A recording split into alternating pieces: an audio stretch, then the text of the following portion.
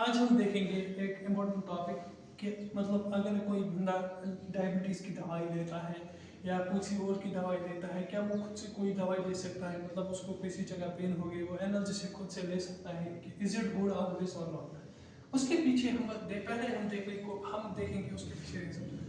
The reason is कि अगर हम दो ड्रग्स लेते हैं उनकी कोई ना कोई इंटरेक्शन होती है विद वन अनदर। मतलब कि अगर हम दो ड्रग लेते हैं, कोई भी ड्रग, पैरास्टामोल ले सकते हैं, एस्पिरिन ले सकते हैं, मॉर्फिन लेते हैं, साथ में कोई ना कोई संबंध होता है एक दूसरे के बीच में। That's what we call as drug interaction. अगर हम बात करेंगे पहले हमारे पास जब ड्रग लेते हैं ना तो उसकी होती है एब्जॉर्प्शन, एब्जॉर्प्शन के बाद डिस्ट्रीब्यूशन, डिस्ट्रीब्यूशन के बाद मेटाबॉलिज्म, मेटाबॉलिज्म के बाद एलिमिनेशन। जो मेटाबॉलिज्म होता है, मेटाबॉलिज्म होता है with the help of certain enzymes. Liver में होता है, मोस्ट कॉमनली लिवर में होता है। उनमें एक एंजाइम होते हैं, that's what we call as CYP enzymes.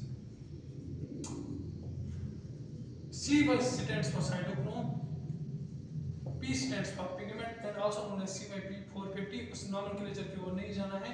अगर हम बात करेंगे ना, उसमें हमारे पास this is the enzyme which help us in the metabolism. Metabolism में क्या होता है कि अगर एक दवाई लिपिड्स इनसॉल्युबल है तो लिपिड सॉल्युबल है तो उसको कन्वर्ट किया जाता है लिपिड इनसॉल्युबल में, क्योंकि यूरिन हमारे पास लिपिड इनसॉल्युबल है, यूरिन हमारे पास वाटरी मीडियम है, तो उसमें लिपिड इनसॉल्युबल ही डिसॉल्व होगा, विल बी एलिमिनेटेड अकॉर्डिंगली।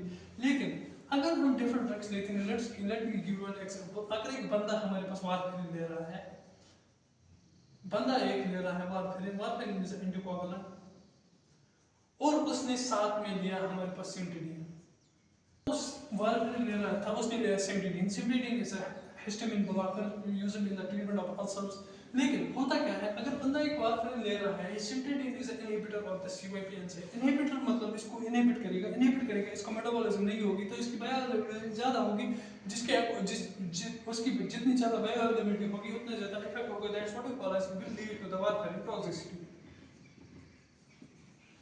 मतलब कि अगर इसकी ब्लीडिंग होगी तो कोagulation नहीं होगी, मतलब परफ्यूज्ड ब्लीडिंग होगी इस बंदे।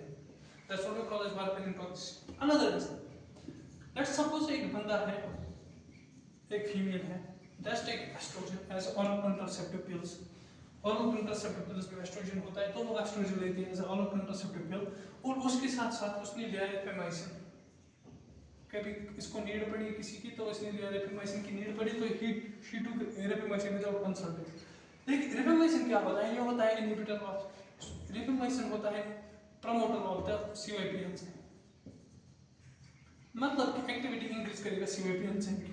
CYP एंजाइम की जितनी ज़्यादा एक्टिविटी इंक्रीज होगी, उससे क्या होगा, हमारे पास जितनी CYP एंजाइम की एक्टिविटी इंक्रीज होगी, इस ड्रग का मेटाबॉलिज्म ज़्यादा होगी, ड्रग का मेटाबॉलिज्म ज़्यादा होगी, एक्सक्रीशन ज़्यादा होगी। एक्सक्रीशन अगर ज़्यादा होगी तो मतलब क्या होगा, इसकी बायोअवेलेबिलिटी कम रहेगी, इसका थेरेप्यूटिक इफेक्ट नहीं देखने को मिलेगा। This is what we call as treatment failure. इसमें होता है हमारे पास कंट्रासेप्टिव फेलियर।